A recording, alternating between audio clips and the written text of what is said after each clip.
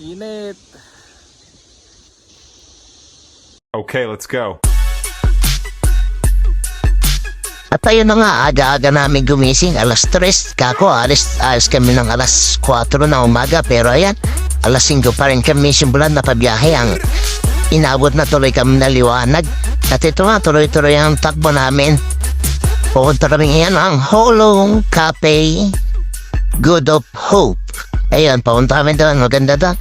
Kasi nakita ko yan sa vlog na isa namin kasumahan dito sa trabaho, kaya ayun, pupuntahan ko rin yun.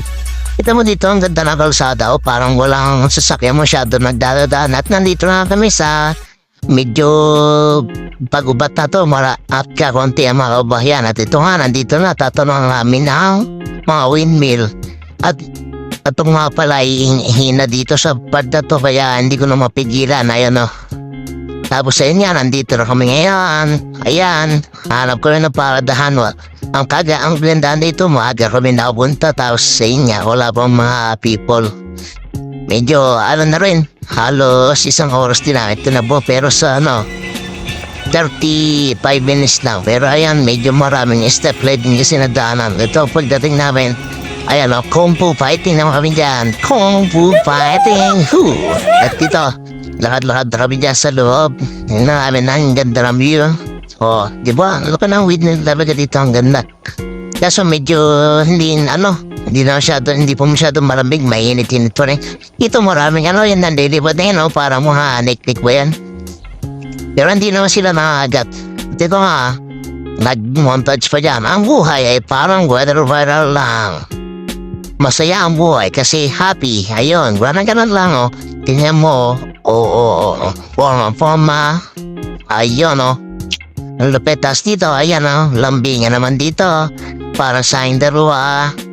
Ang tanong na, your love is like the sun. Love in my whole world.